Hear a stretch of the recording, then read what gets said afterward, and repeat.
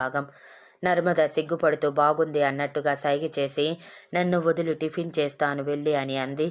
కొత్త పెళ్లి కూతురివి, నువ్వు ఇప్పుడే వంటలు గింటలు చేయాల్సిన అవసరం లేదు. అసలెప్పటికీ చేయకపోయినా నష్టం లేదు.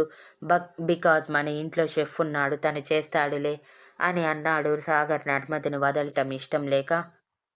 నో సాగర్, ఇక నుంచి షెఫ్ చేసే వంటలు మీరు తినాల్సిన అవసరం లేదు. ఈ ఇంటి కోడలిగా నేను అడుగు పెట్టాక కూడా వాళ్ళ వంటలు వీళ్ళ వంటలు తినాల్సిన అవసరం మీకేంటి? నాకు వంట చేయటం బాగా వచ్చు. నేను వండుతాను. నన్ను వదులు సాగర్. పైగా మొదటిసారి కిచెన్లోకి అడుగు పెట్టిన కోడలు ఏదైనా తీపి చెయ్యాలి. చాలా పనులు ఉన్నాయి అంటూ సాగర్ని వదిలించుకొని కిచెన్లోకి వెళ్ళింది నర్మద. నర్మద కిచెన్లోకి వెళ్ళేసరికి అక్కడ ఆల్రెడీ నర్మద అమ్మగారు, పిన్నిగారు టిఫిన్ ప్రిపరేషన్లో పడిపోయి ఉండటం చూసి, అరే, అన్నీ అప్పుడే చేసేశారా అని అడిగింది.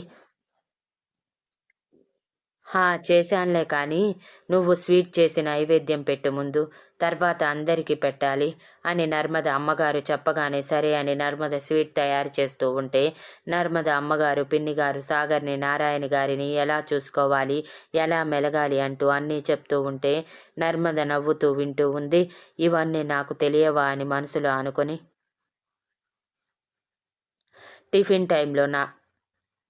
టిఫిన్ తిన్న నారాయణ గారు, అరే వా, ఈరోజు టిఫిన్ టేస్ట్ మారింది, చాలా టేస్టీగా కూడా ఉంది అని అనగానే నర్మద అమ్మగారు, ఇక నుంచి అలానే ఉంటుందిలే అన్నయ్య గారు, నా కూతురు వంట బాగా చేస్తుంది, వేటిలో ఎలా ఉన్నా వంటలో మాత్రం PhD చేసిందిలేండి అని చిరునవ్వుతో చెప్పి నర్మద చేసిన స్వీట్ కూడా అందరికీ పెట్టేశారు.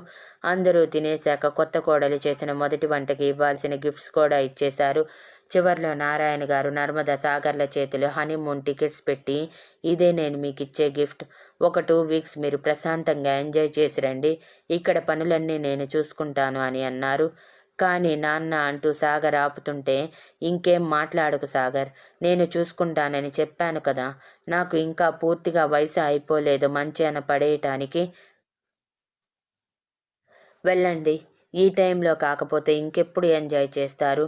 పిల్లలు పుట్టాక ఎలానో వెళ్ళటానికి కూడా కుదరదు అని అన్నారు నారాయణ గారు నవ్వుతూ. ఇక నర్మద, సాగర్ ఎదురు చెప్పలేకపోయారు ఆయనకి. తర్వాత రోజు నర్మద ఇంటికి వెళ్ళి సాగర్ 2 రోజులు అక్కడ ఉండి 3వ రోజు తిరిగి ఢిల్లీ చేరి, ఆ రోజు సాయంత్రానికి వాళ్ళ ప్రయాణం అవ్వటంతో లగేజ్ మొత్తం సర్దేసుకొని ఎయిర్పోర్ట్కి చేరిన వాళ్ళకి అందరూ సెండ్ ఆఫ్ ఇచ్చారు. ఫ్లైట్ ఎక్కిన ఇద్దరూ మనాలి బయలుదేరారు హనీమూన్ కోసం. వాళ్ళు వెళ్ళిపోయాక నారాయణ గారు ఇంటికి వెళ్తుంటే, మీరు ఒక్కరు ఆ ఇంట్లో ఉండి ఏం చేస్తారు, మాతో రండి నాన్న అంటూ ఇషిక బలవంతంగా నారాయణ గారిని తీసుకువెళ్ళిపోతే, ఇవాన్ సాగర్ కంపెనీని తను ఇషిక కలిసి చూసుకుంటామని, ఆల్రెడీ పార్ట్నర్స్ మేము కాబట్టి మాకు బర్డెన్ కాదని చెప్పి ఆయనని ఇంట్లోనే ఉంచేశారు అందరితో పాటు. ఆఫీస్కి రెడీ అవుతున్న ఇవాన్ మెదడులో వచ్చిన అనుమానం ఇషిక దగ్గర తీర్చుకోవాలని ఫిక్స్ అయ్యి తన పక్కనే రెడీ అవుతున్న ఇషికతో, మనం కూడా హనీమూన్కి వెళ్దామా ఇషు అని అడిగాడు. ఏంటి అంటూ షాక్ అయిన ఇషిక ఇవాన్ వైపు చూస్తూ, అవును, మనం కూడా హనీమూన్కి వెళ్దాము. మన పెళ్ళి అయినప్పుడు ఎలానో వెళ్ళలేకపోయాము. ఇక ప్రిన్సెస్ పుట్టాక నువ్వు నేను దూరంగా ఉన్నాము. ఇప్పటికి కలిసాము. ఇప్పుడు సెకండ్ ఇన్నింగ్స్ వల్ల హ్యాపీగా ఉన్నాము కాబట్టి ఇప్పుడు హనీమూన్కి వెళ్తే ఏం పోతుంది చెప్పు, వెళ్దామా అని అడిగాడు. తిక్కలేచిందా ఏంటి మీకు? ఏం మాట్లాడుతున్నారో అర్థం కావట్లేదు. ఒక పాప పుట్టాక హనీమూన్ ఏంటి అని ఇషిక విసుగ్గా అరిచి, సైలెంట్గా ఆఫీస్కి పదండి అని ఇషిక అంటున్నప్పుడే రూంలోకి వచ్చిన ఇషితని తీసుకొని కిందకి వెళ్ళిపోతే, ఇవాన్ నీరసంగా మొహం పెట్టి, రాక్షసి, ఒక్కసారి కూడా నేను చెప్పేది విననే వినదు. నేనేమైనా ప్రిన్సెస్ని వదిలేసి వెళ్దామంటున్నానా? ప్రిన్సెస్ని కూడా తీసుకుని వెళ్దామనుకున్నాను అని అనుకున్నాడు ఇవాన్. కానీ ఇషిక ఒప్పుకోదని అర్థమయ్యాక ఆ ఆలోచనని మడిచి పక్కన పడేశాడు.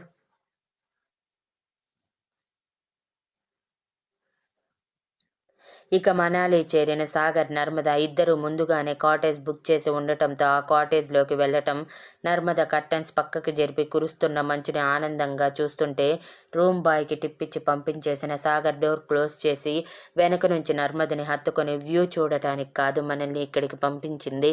చాలా బిజీగా ఒకరి గురించి ఒకరు తెలుసుకుంటూ ఈ 2 వారాలు ఈ లోకాన్ని మర్చిపోమని పంపించారు డాడీ అని అల్లరిగా అన్నాడు. అందుకని వచ్చి రాగానే మొదలు పెడతావా అని నర్మద చిరుకోపంగా అంటూ, చూడు బయట వ్యూ ఎలా ఉందో. చలికి వణికిపోతూనే తన చుట్టూ వేసిన సాగర్ చేతుల మీద తన చేతిని వేసి నవ్వుతూ అంది నర్మద.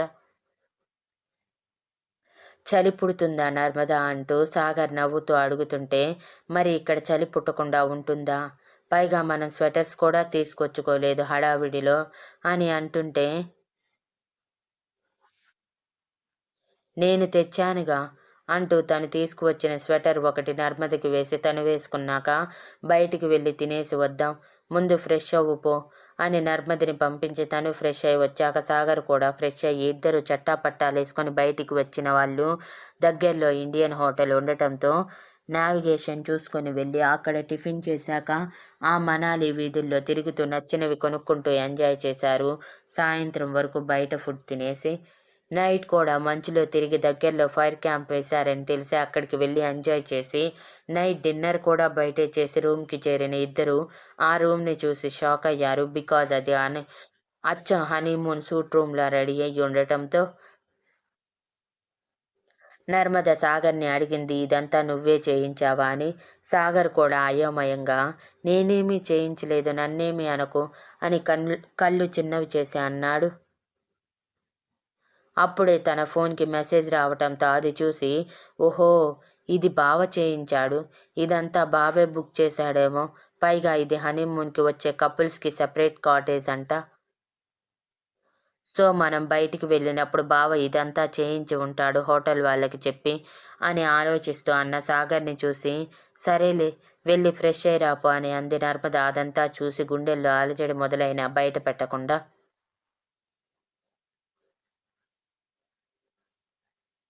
ఇద్దరం కలిసే ఫ్రెష్ అవుదాం, అనవసరంగా టైం వేస్ట్ ఎందుకు, ఈ టైంలో టైం సేవ్ చేసుకోవటం ఎంతో ఇంపార్టెంట్ అంటూ కన్ను కొట్టి నర్మద వేసుకున్న స్వెటర్ తీసేసి తనది కూడా తీసేశాక నర్మద రానంటున్నా ఎత్తుకొని మరి తనని తీసుకొని వాష్రూమ్లోకి వెళ్ళిన సాగర్ నర్మదని చన్నీళ్లలో తడిపేశాక తను వణికిపోతూ సాగర్ని హత్తుకుని, ఏం చేస్తున్నావు సాగర్ నువ్వు, ఈ చలికి చన్నీళ్లు పోస్తావా, గడ్డగట్టి పోవాలనా నేను అని పళ్ళు టకటకలాడిస్తూ వణికిపోతూ అంది. తన వణుకుడు చూసి సాగర్ నవ్వుతూ ఈసారి హాట్ వాటర్ ఆన్ చేసి, కాదు నాలో వెచ్చదనం నీ కోసం వెతుక్కుంటూ వచ్చేస్తుందని అంటూ నర్మదిని కౌగిలిలో బంధించి మొదటిసారి షవర్ కింద ఎక్స్పీరియన్స్ చేశారు ఇద్దరు ఎంతో సంతోషంగా. ఆ రాత్రికి ఆ రూమ్కి న్యాయం చేసిన నర్మద సాగర్లో మరో 2 వారాలు తమ లోకంలో తాము విహరించి వెళ్లాల్సిన రోజు రాగానే నర్మద హుషారుగా రెడీ అవుతుంటే సాగర్ డీలా పడ్డ మొహంతో రెడీ అయ్యాడు. సాగర్ మొహం చూసి, ఏమైంది సాగర్ ఫేస్ అలా పెట్టావు అని అడిగింది నర్మద. అప్పుడే వెళ్లాల్సి వస్తుంది, అందుకే నా ఫేస్ డీలా పడిపోయిందిలే, అయినా ఇదంతా నీకెందుకు, నువ్వైతే హ్యాపీగా ఇంటికి వెళ్ళటానికి హుషారుగా ఉన్నావు కదా అని మొహమంతా ముడిచి అంటే, మరి ఉండదా, 2 వీక్స్ అయ్యింది అందరినీ చూసి, చాలా మిస్ అయ్యాను, నాకైతే బాగా ఎగ్జైటింగ్గా ఉంది, ఇషిత కోసం తీసుకున్న టాయ్స్ ఇంకా డ్రెస్సెస్ యాక్సెసరీస్ చూసి ఎంత సంతోషిస్తుందో, దాని ఎగ్జైట్మెంట్ చూడాలి మనం.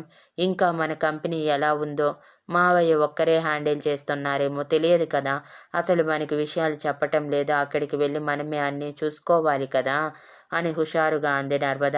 ఎగ్జైట్ అవుతున్న నర్మదని చూసిన సాగర్ పెదవులు చిన్నగా విచ్చుకున్నాయి. ఎక్కడో చిన్న అనుమానం, తన స్వార్థం తను చూసుకుంటుందేమో అని, ఎక్కడైనా తన వాళ్ళని తక్కువ చేస్తుందేమోనని.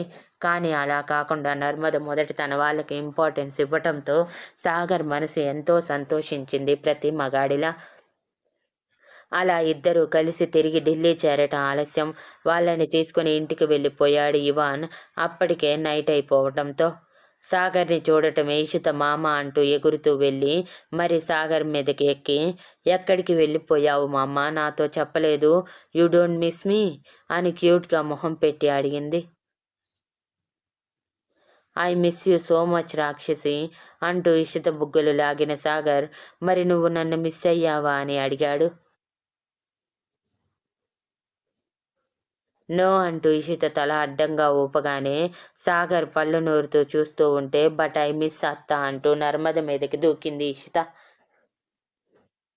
దెబ్బకి సాగర్ మొహం మాడిపోయిన బొగ్గులా మారిపోతే నర్మద మొహం విచ్చుకొని, మై క్యూట్ గర్ల్ నన్ను మిస్ అయ్యావా అంటూ తన బుగ్గల మీద ముద్దులు పెట్టి, నేను కూడా నిన్ను చాలా మిస్ అయ్యాను ఇషు అంటూ లోపలికి వచ్చాక, ఇదిగో నీకోసమే ఇవన్నీ అంటూ చిన్న బ్యాగ్ ఇషిత చేతిలో పెట్టి, వెళ్ళు వెళ్ళి నీకోసం తీసుకువచ్చినవి అన్నీ చూడు అంటూ మిగిలిన వాళ్ళ కోసం తీసుకువచ్చినవి కూడా ఇచ్చేసి 1 గంట మాట్లాడాక, ఇక వెళ్దామా మావయ్య మన ఇంటికి అని అడిగింది నర్మద. ఎక్కడికి వెళ్ళేది, ఇక నుంచి మీరు కూడా ఈ ఇంట్లోనే ఉండేది. మీరు అక్కడ మేమిక్కడ ఉండాల్సిన అవసరం లేదు. ఈ మ్యాన్షన్ అందరికీ సరిపడా చాలా పెద్దది కాబట్టి అందరం కలిసి ఉమ్మడి కుటుంబంలా ఉందాం అని సీరియస్గా అన్నాడు ఇవాన్. ఏంటి అంటూ సాగర్ షాక్ అయ్యి ఇవాన్ వైపు చూస్తే, అవును సాగర్, మీరు ముగ్గురు మాత్రం అంత పెద్ద ఇంట్లో అవసరమా చెప్పండి, మాతో పాటు ఇక్కడే ఉండిపోవచ్చు కదా అని ఇషిక అనగానే సాగర్ చాలా కోపంగా, లేదక్కా, నేను ఇక్కడ మాత్రం ఉండనే ఉండను. చూడు, నువ్వు నా ఇంటికి ఆడపిల్లవు అంటే ఆడపిల్ల ఇంట్లో మేము ఎలా ఉండగలమని మీరు అనుకుంటున్నారు? ఈ విషయంలో అస్సలు ఒప్పుకోను నేను. కావాలంటే అప్పుడప్పుడు ఏంటి, ప్రతిరోజు కలుద్దాం. అంతేకాని ఆడపిల్ల ఇంట్లో ఉండలేను. అది నాన్నకి గౌరవాన్ని తక్కువ చేస్తుంది అని అన్నాడు. అలా ఎందుకు అనుకుంటావు సాగర్? అందరం కలిసి ఉంటున్నాం అనుకుంటారు కదా అని ఇవాన్ అసహనంగా అనగానే, ఎవరు బావా అనుకునేది? పైకి అలా అంటారే కానీ వెనక మాత్రం అనాల్సినవన్నీ అంటూనే ఉంటారు. పైగా దగ్గర ఉంటే అనవసరమైన మనస్పర్ధలు కూడా వస్తాయి. అటువంటి వాటికి మనం ఎప్పుడూ ఛాన్స్ ఇవ్వకూడదు బావా. సో నేను డిసైడ్ అయిపోయాను. ఇక్కడ మాత్రం ఉండను మేము అని చాలా సీరియస్గా చెప్పాడు. ఇంతలో నారాయణ గారు, సాగర్ చెప్పింది నిజం ఇవాన్. నాకు కూడా ఇక్కడ ఉండటం ఇష్టం లేదు. అయినా ఇక్కడికి అక్కడికి ఎంత దూరం చెప్పండి, దగ్గరే కదా అని అన్నారు. కానీ నాన్న, మీరు మాతో ఉంటే మాకు చాలా సంతోషంగా ఉంటుంది అని ఇషిక డల్గా అంటుంటే ఇవాన్ కూడా డల్ అయిపోయాడు. ఇంతలో భాగ్యలక్ష్మి గారు, ఎందుకు అలా ఆలోచిస్తారు నారాయణ? అలా అనుకోవద్దు. ఇంట్లో ఎవరూ మిమ్మల్ని తక్కువ చేసి చూడరు. ఎటువంటి మనస్పర్ధలు రావు. పిల్లల ఇష్టాన్ని గౌరవిస్తే బాగుంటుంది కదా. మాకు కూడా మీరు ఇక్కడే ఉంటే బాగుంటుందనిపిస్తుంది. మా ఇషిత ఇప్పుడు మా కళ్ళెదురుగా సంతోషంగా ఉన్నారంటే దానికి కారణం మీరు. అంటే మా ఫ్యామిలీలో ఒకరు మీరు. అటువంటిది మీరు దూరంగా ఉంటే మాకెలా నచ్చుతుంది ఆలోచించండి అని అన్నారు. సారీ అమ్మమ్మ, మీ మాట కాదంటున్నందుకు, కానీ నాకు ఇష్టం లేదు అని సాగర్ మొండిగా చెప్పటంతో సాగర్ మొండితనం ముందు అందరూ తగ్గక తప్పలేదు.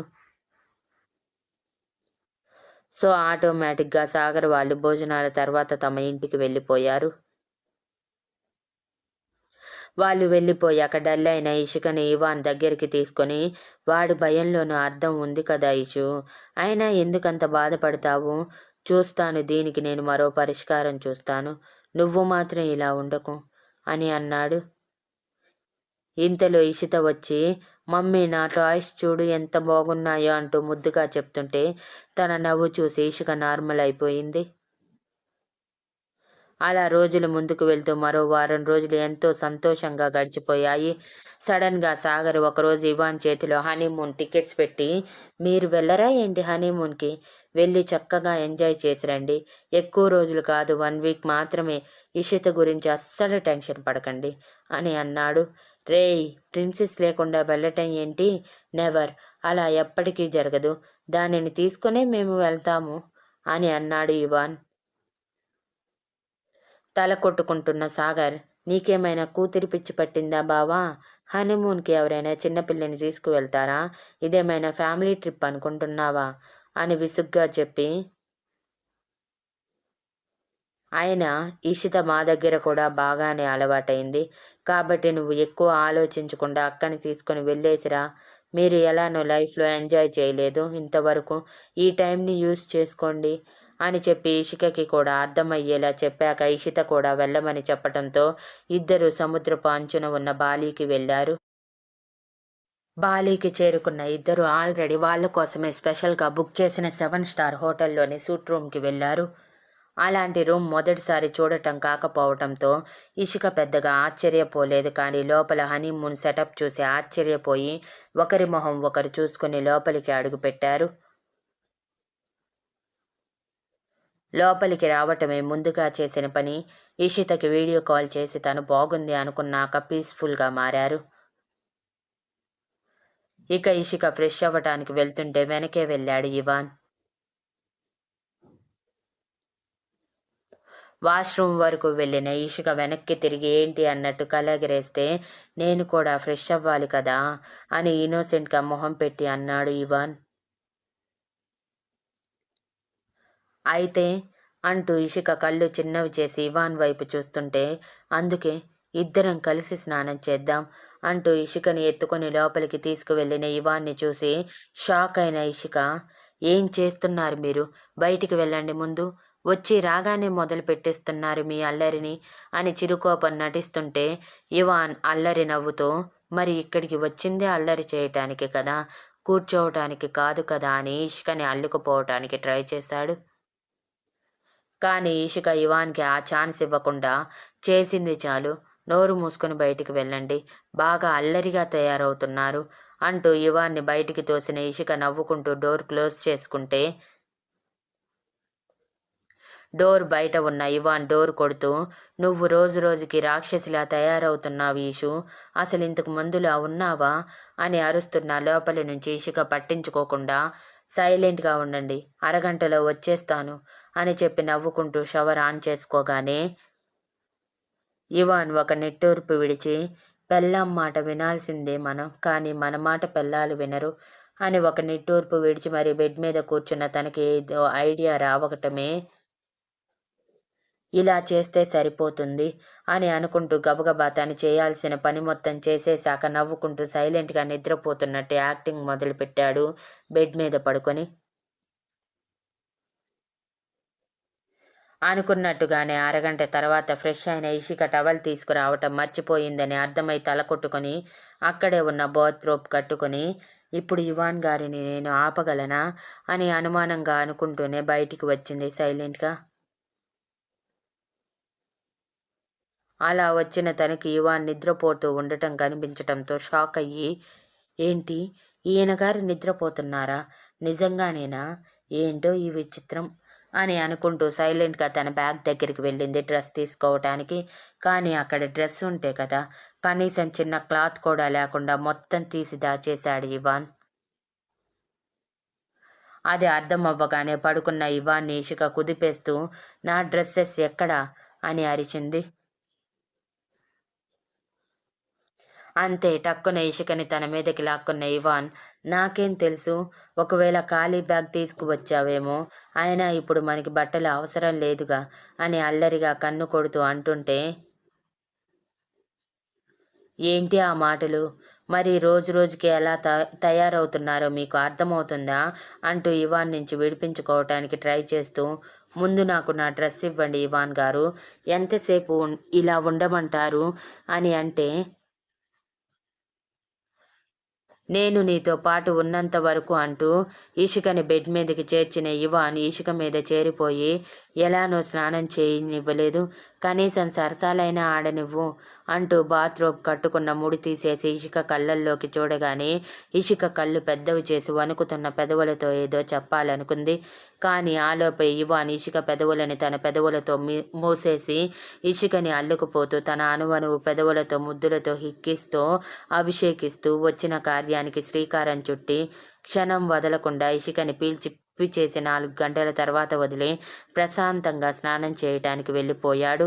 ఇవాన్ వెళ్ళిపోయాక కదిలించడానికి కూడా సిద్ధంగా లేని శరీరాన్ని చూసుకొని ఇషిక చిరుకోపంగా ఇవాన్ని తిట్టుకుంటూ, ఇప్పుడు కూడా డ్రెస్ ఇవ్వకుండానే వెళ్ళిపోయారు మీరు అని అరిచింది గట్టిగా. చెప్పాగా మనకి డ్రెస్సెస్ అవసరం లేదని అంటూ ఓన్లీ 1 షాట్ మాత్రమే తీసుకువెళ్ళిన ఇవాన్ ఫ్రెష్ అయ్యి హ్యాపీగా బయటికి వచ్చేసరికి ఇషిక ఇవాన్ని తిట్టుకుంటూ కష్టంగా బోత్రాప్ కట్టుకొని తన డ్రెస్సెస్ కోసం రూమ్ మొత్తం గాలిస్తూ ఉంది. కానీ ఎక్కడా కనిపించకరి నీరసంగా మొహం వేలాడేసి బయటికి వచ్చిన ఇవాన్తో మళ్ళీ అడిగింది డ్రెస్ ప్లీజ్ అంటూ.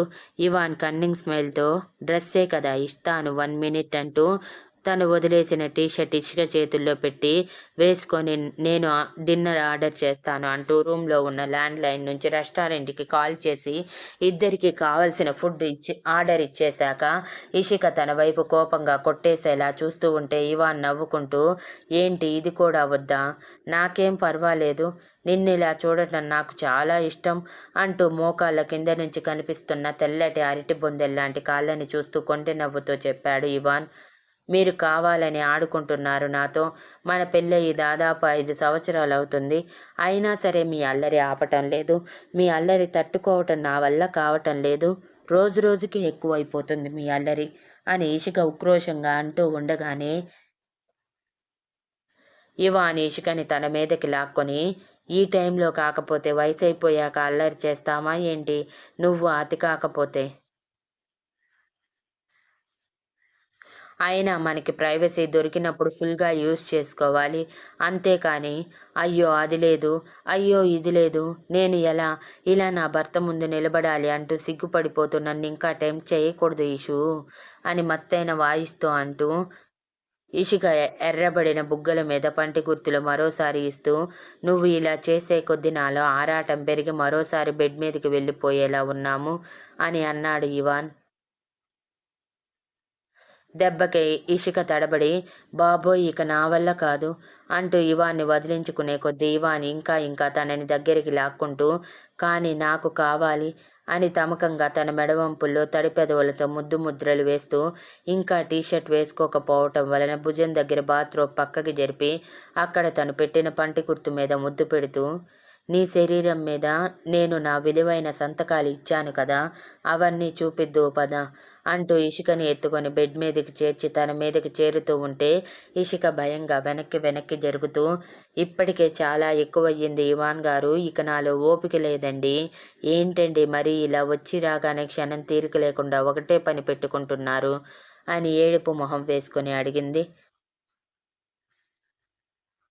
మనం వచ్చిందే దానికి కదా ఇషు అంటూ ఇషిక కాలిని పట్టి కిందకి లాగి తన మీదకి చేరిపోయిన ఇవాన్ బాత్రోబ్ ఓపెన్ చేసి ఇషిక శరీరం మీద తను పెట్టిన పంటి గుర్తులు చూస్తూ అయ్యో చాలా ఎక్కువగా పెట్టేశానే అని అమాయకంగా మొహం పెట్టి చెప్పి ఇవి నీకు చాలా పెయిన్ ఇస్తున్నాయి కదా ఇషు, మరి వీటికి మందు ఎలా అని ఆలోచిస్తున్నట్టు మొహం పెట్టి గుర్తొచ్చింది, నేను స్పెషల్గా ఇచ్చే మందుకి నీకు వెంటనే గాయాలు తగ్గిపోతాయి కదా అంటూ ఓపెన్ మౌత్ కిస్సెస్ తను ఇచ్చిన పంటి గుర్తుల మీద ఇస్తూ నాలుకతో తడి అద్ది ఇషికలో మరోసారి బిర్యానీ తొలగించి తన చుట్టూ చేతులు వేసుకునేలా చేశాడు.